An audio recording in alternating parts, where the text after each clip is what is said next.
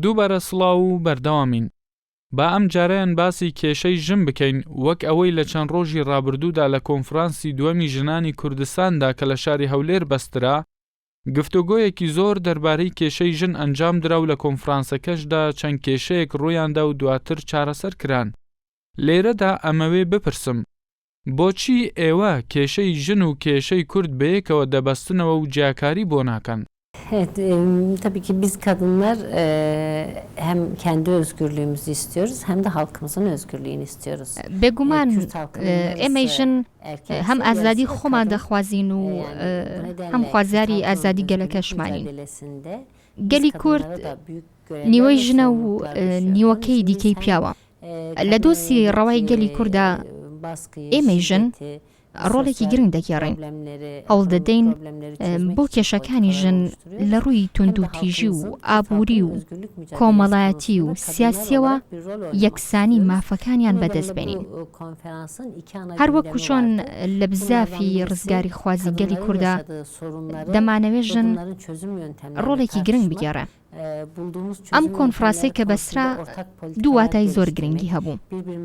یەکەمیان کێشەکانی ژن بەگشتی و دۆزینەوەی ڕێگە چارەسەر بوو بۆ ئەم کێشانە و دووەم یاخستنەوەی ناوماڵی کوردی یان لە پێناو یاخستنی نێوماڵی کوردیدا ژن دەتوانێت چ ڕۆڵێک بگێڕێ.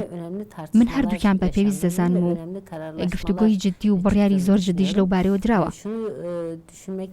دەبێ بیر لەوە بکەینەوە کوردستان بەسەر 5 بەشدا دابەشکراوە: ئەرمەنستان، تورکیا، ئێران، سووریا و عێراق.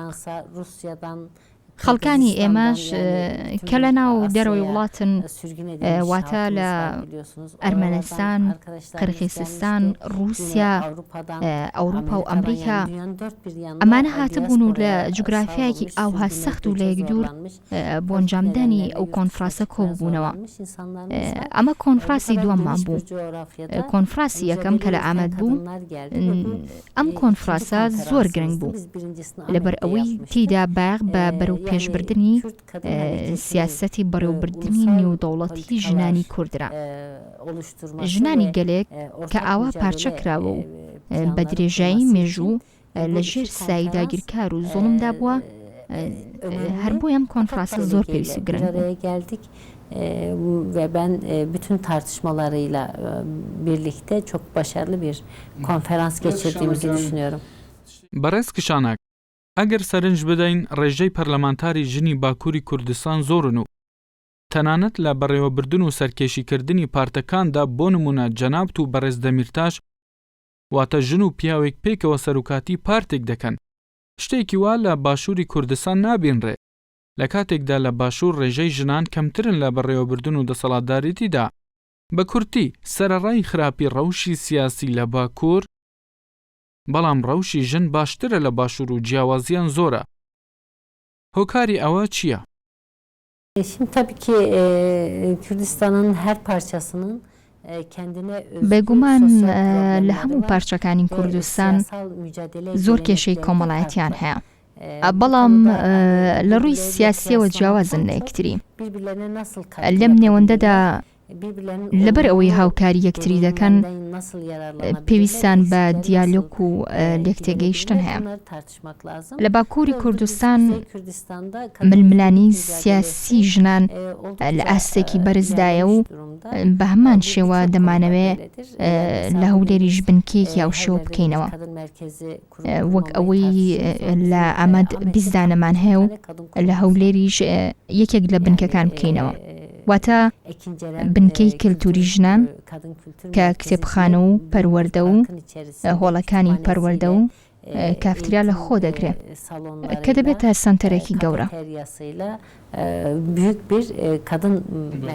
ژنانی باکوور بەچی وا pêşkewtûne ئەبێ ژنانی باشوور چی بکەن بۆ ئەوەی وەکو باکووریەکان pêşkewin؟ Karşılıklı olarak birbirimizden öğreneceğimiz çok şey var. Yani biz kadınlar kadın bakış açısında şunu önemsiyoruz. لە بەرامبەر ئەوەدا زۆر شت هەیە ئەبێ ئێمە ئەبێ ئێمەیژن یەکتری فێرکەین و هاوکاری یەکتری بکەین.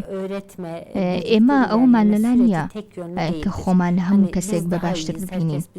نەخێر، دەمانەوێت ئەوەی هەمانە و دەیزانین خەڵکی تریش فێرکەین و کام لە هەردوو لامان کێماسی هەبێت ئەوی دیکە هاوکاری لە یەکتر وەرگێت. وەکو لە کۆنفراسی یەکەمی ئامەدا ئەنجامماندا لە باکوور، ژنانی باشوور پێیان ڕاگەیاندین ئێوە پێشکەوتون و دایانێ وەکو ئێمە وابن کە ئێمە شاتێنە باشوور بینیمان ژن لە ناوەندە سیاسیەکاندا بەشدار بوون و جێی خۆیان گرتووە. پێشتر ئەندام پەرلەمان هەبوون، بەڵام شوێنە بڕیار بەدەستەکان کەم بوون. هەروەکو چۆن ئێستا باشترن و لە مەکتەب سیاسیەکاندا هەن و ئێستا زۆر شت هەیە. ئێمە لەوانە و فێر دەبین. بۆ نمونە لە زمانی دایکدا ئەوان لە خۆمان باشتر دەبینین. باشووری کوردستان یەکێکە لەو پارچانەی کە کاریگەری ئەسمیلاسیۆن لەسەر نەبوواتە قەدەغەکردنی زمانی دایک و بە زۆر سەپاندنی زمانێکی دیکە و لە پارچەکانی دیکە باشتر بووە. ئەمەش بەهۆی ئەوەی لە باکووری ئەسمیلاسیۆنێکی زۆرترمان لەسەر بووە. ئێمە ئێرە بە نمونەیەکی باشتر دەبینین کە چۆن لە کاریگەری ئەسمیلاسیۆن ڕزگارمان بێ. بۆیە بیر لاو کاریکردنی یەکتری دەکەینەوە. من ئەمە شتێکی گرنگ بڵێم. ئێمە وەکو ژن دەمانەوێت شان بەشانی پیا و لە پۆستە باڵەکانی دەسەڵاتدا شوێنی خۆمان بگرین لەبەرەوەی هیچ جیاوازیەکمان نییە. Önemli bir politika. Diğer partilerde umarım benzer politikalar izlerler. باباسی ڕەوشی زمانی کوردی بکەین لە تورکیا. زۆر جار دەبینرێ ئێوەی نوێنەرانی گەل لە میتینگ و تەنانەت هەندێک جار لە پەرلەمانی تورکیادا بە زمانی کوردی قسە دەکەن. واتە کێشەکان زمان ئێستا باشترە لە ڕابردوو. ئێوە وەکو بەدەپە چیتان کردووە بۆ ئەوەی کوردانی باکوور زیاتر فێری زمانی خۆیان ببنەوە؟ Tabii gene her iki parçanın Güney Kürdistan ve Kuzey Kürdistan'ın tarihsel geçmişine baktığımızda ana bir konusunda yaşadıkları süreçler de çok بەتایبەت باشوور و باکوور لە مێژوودا ئەگەر سیری بکەین ئێمە ڕابردووی جیاوازمان هەیە. بۆ نمونە لە باشووری کوردستان لە سەرەتای دروستبوونی دەوڵەتی عێراقەوە زمانیان لە قەدەغە کراوە و زمانی کوردی لێرە بە زیندوی ماونەتەوە. بەڵام لە باکووری کوردستانە هەموو شتێکمان بە تەواوەتی لە قەدەغە بوو. دان بەبوونی کوردانە دەنرا. تاکو ئێستاش مناڵانی کورد کاتێ دەڕۆنە قوتابخانە وا فێریانەکەن بڵێن شانازیەکە تورکین. لە ڕووی نەکۆڵیکردن و ئەسمیلاسیۆنەوە برینەکانمان زۆر قوڵن. شەڕێکی دەرونیمان لە دژەکەن. بۆ نمونە کاتێ منداڵەکانمان ئەچنە قوتابخانە بۆ ئەوەی کە بە زمانی کوردی قسەنەکەن پێکەوە مامۆستاکان مناڵانی تر لەسەریانەکەن بە جاسووس. مناڵ ئەنێرنە پێشەوەیان بۆ ئەوەی گویان لێ بگیرێ کە ئاخۆ بزانن ئەوەنە بە کوردی قساکەن. ئەگەر واش بکەن ئەوە سزادرێن. بەم شێوەیە گەلی کوڕچاوترسێنەکەن کە هەر لە سەرەتای خوێندنەوە ئەو سیاسەتە قێزەونە دژ بە مناڵەکانە گرنە بەر. ئێمە کێشەی لەو شێوەمان هەیە بە تایبەتی ئەسمیلاسیۆن بۆ ئەوەی ئێمە زمان و کەلتوری خۆمان بە زیندوی پێڵینەوە ململانەکانمان هەر بەردەوامن. کۆمەڵگە مەدەنیەکان زۆر هاوکارن بۆ فێرکردنەوەی زمانی دایک. بەڵام شتێکی پێویست هەیە کە دەبێ هەمومان بزانین. ئەویش ئەوەیە کە لە باکووری کوردستان 20 ملیۆن کورد هەیە. هەموو کارانەی کە ڕێکخراوە مەدەنیەکان بۆکردنەوەی خولەکانی فێربوونی زمانی کوردی دایانکەن بەس نین و کێشەکان چارەسەر ناکەن. ئێمە لە باکووری کوردستان هەوڵی ئەوە ئەدەین کە مافی پەروەردەی زمانی کوردی بەدەستبێنین و لە سیاسەتی خۆماندا هەمومان لەسەر ئەوە سوورین دەبێت لە داڕشتنەوەی دەستوری تورکیادا لە کوردستان و ناوچە کوردنشینەکان زمانی کوردی بێتە زمانێکی پەروەردەی. بەم شێوە دەتوانین کۆتایی بە سیاسەتی ئەسمیلاسیۆن بهێنین و کێشەکان چارەسەر بکەین. هیوادارم سەرکەوتوو bu asimilasyon politikasını köklü olarak ancak böyle çözebiliriz. Umarım bunu da başaracağız hep beraber. خەباتی ئێوە لە پێناو گرێدانی کۆنگرەی نەتەوەیی بەکوێ گەیشتووە؟ کێشەکە لە چیدایە؟ بۆچی تا ئێستا بڕیاری گرێدانی ئەو کۆنگرەیە نەدراوە؟ Tabii Kürtlerin bir ulusal konferans toplaması önemli ama çok da kolay değil. Çünkü Kürtleri 4 parçaya گەلی کورد پێویستی بە کۆنگرەیەکی نەتەوەیی هەیە، بەڵام لە هەمان کاتدا ئاسانیش نییە، چونکە کورد بەسەر 4-5 بەشدا دابەش بووە. ئەوەش کە لە پەرژەوەندی داگیرکەراندانیە کە هەرگیز کورد یەک بگرن و لە یەک شوێندا کۆ ببنەوە. دژمنان قازانجان لە پارچەبوونی کورد کردو و توانیویانە سود لەو شێوەدا بەشبوونانە وەرگرن. ئێمە ئەوە 2-3 ساڵێکە گفتوگۆ لەسەرەوەکەین کە چۆن کۆنگرەی نەتەوەیی ببەسین و کەس لە دەرەوە نەمێنێ. بەڵام کێشەکە لێرەدا ئەوەیە کە دەوڵەتی تورکیا نایەوێ ئەوە بکرێت و ڕێگری لەوە کە تورکیا ناڕەحەت دەبێت لەو شتانە و لە هەر حاڵەتێکدا هەمووانە ڕەتەکاتەوە. بۆ بەرگریکردنیش لێی هەموو جۆرە پلانێکی سیاسیدا ڕێژێ. ئەوەشیان ئەوەیە کە کۆنە بنەوە. بەڵام ئەگەر کۆ ببنەوە کۆنفرانسیش کرا بڕیارێکی دەربکەن کە لە قازانجی کووردا بێت و بە ئاشکرا دەیانەوێت بڕیار بدرێ دەبێت پەکەکە دەست لە چەک هەڵگرێت و شەڕی چەودارانە نەکا. بێگومان گەلی کوردیش شتێکی لەو جۆرە ناکە.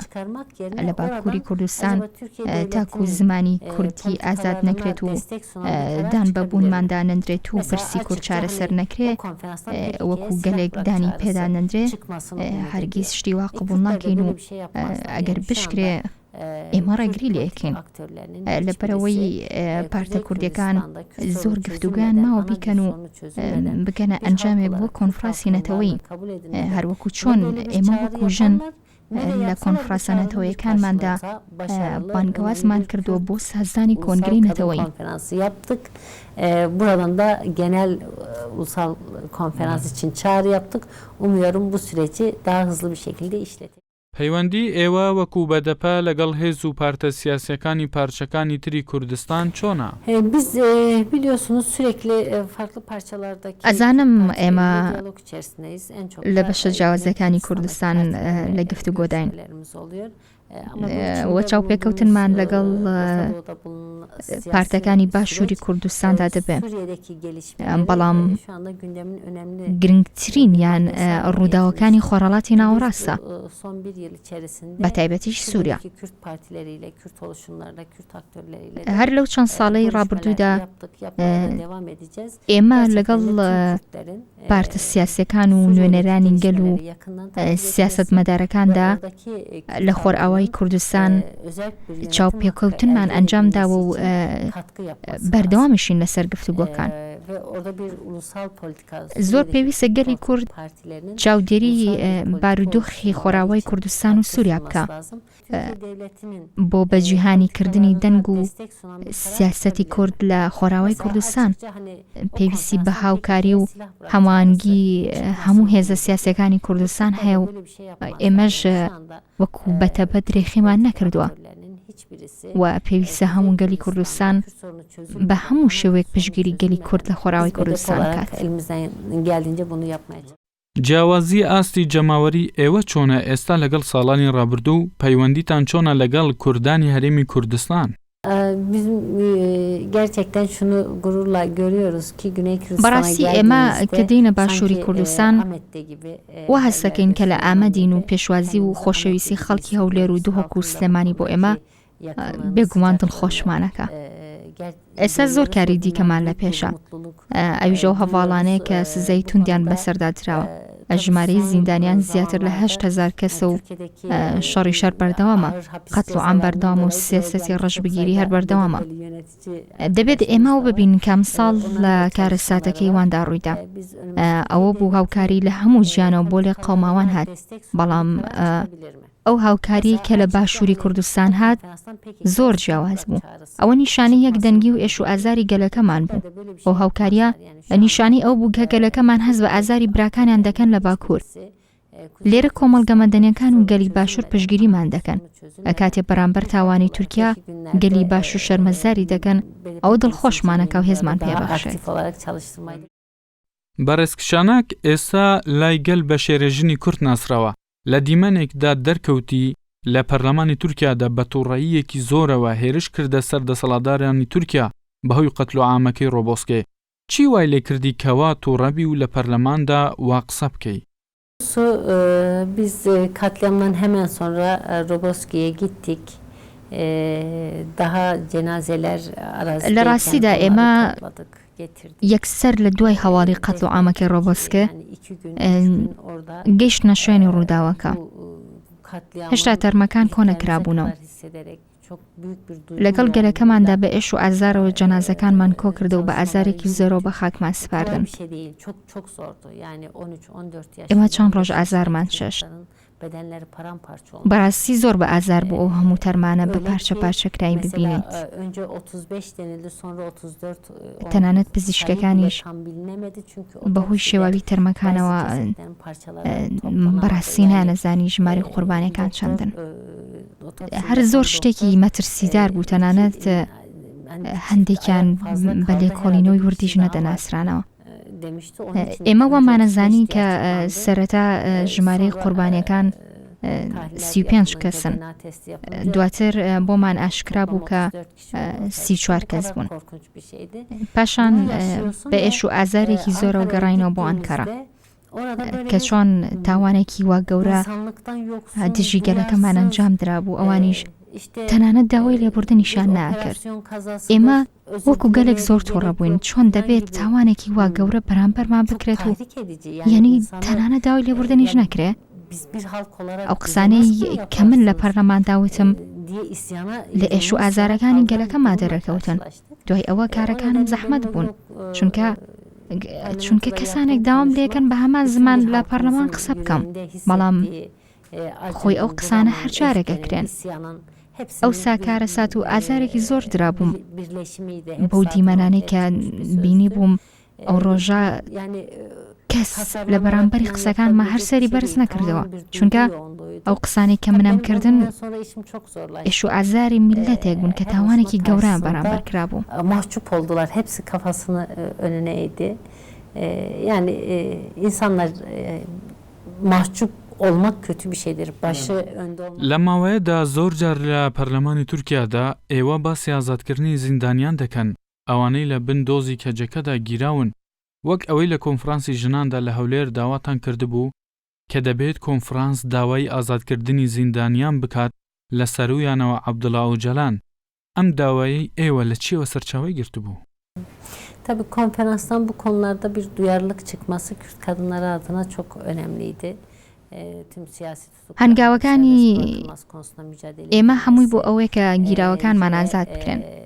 3.5 ملیۆن کورد ئیمزان کۆ کردەوە کە بەڕێز ئۆجەلان سەرۆک و ڕێبەری ئێمەیە. ئێمەیژن پارێزگاری لەو برایانە دەکەین. ئێمە پشتگیری لە هەموو هەوڵەکانی گەلەکەمانەکەین. لەو کۆنفرانسەدا ئێمە باسی زۆر شتی جیاوازمان کرد. ئەوە لە کۆتاییدا زۆر بڕیاری گرنگدرا کە دەبێت لە دۆزەکەمان خاوەنداری بکەین. دڵخۆشم کە لە کۆنفرانسەکەدا باسی ڕەوشی بەڕێز ئۆجەلان کراو، هەروەها باسی ڕەوشی کورد و باکوور و زیندانیان کرا و باسی دۆزینەوەی چارەسەر بۆ کێشەکانی kurt کرا. Çok önemsiyorum. Bunun Kürt kadınlarının böyle ortak bir tutum almasının Kuzey Kürdistan'a Kürt sorunu çözümüne önemli bir. ئایا ئێوە لە کۆنفرانسی هەولێردا باسی ئەوەتان کردووە یاخود بڕیارتان داوە کە کۆنفرانسی داهاتووی ژنان کەی و لەکوێ ئەنجام بدرێت؟ Tabii ki biz aslında birinci konferansta bunu. بەڵێ ئێمە لە کۆنفرانسیەکەمدا باسی ئەومان کردووە کە دەبێت هەر ساڵە و لە بەشێکی کوردستان ئەو کۆنفرانسە ئەنجام بدرێت و بڕیار دراوە کۆنفرانسی داهاتوو ئەگەر ڕەوش و بارودۆخەکە گونجاو بوو یان لە خوارهەڵات یاخود لە خۆراوی کوردستان کۆنفرانسەکە ئەنجام درا. من بێگومان بووم لەوەی کە ڕێگیری لە کۆنفرانسیەکەمی ئامادەش دەکرا، بەڵام کاتێک زانیان ژنین و ئێمە پێدەگرین کە هەر ئەبێ ئەو کۆنفرانسە بکرێن ئیتر نایانتوانێ ڕێگری بکەن. بێگومان ڕێگری و زەحمەتی بۆ کۆنفرانسەکان هەر دروست دەکرێن، بەڵام ئێمەش سەرئەنجام هەر ئەنجامیانە دەین. ئەگەر چارەسەریش نەبوو یان لە باکوور یاخود لە باشوور ئێمە هەر سێم کۆنفرانسی ژنان ئەنجام دەین. بەڕێز گوڵتان کشانە هاوسەرۆکی گشتی پارتی ئاشتی دموکراسی بەدەپە زۆر سوپاسی ئێوە دەکەین کە دەرفەتتان پێبەخشین و وەڵامی پرسیارەکانی ئێمەتاندایەوە. سوپاسان دەکەم و پێتان دەڵێم ماندوو نەبن و ئێوارە باش بۆ مولایەک. بینەرانی خۆشەویست، بەرنامەی ئەم جارەیشمان کۆتایی هات تا بەرنامەیەکی تری چاوپێکەوتن بەخواتان ئەسپێرم، خواتان لەگەڵ.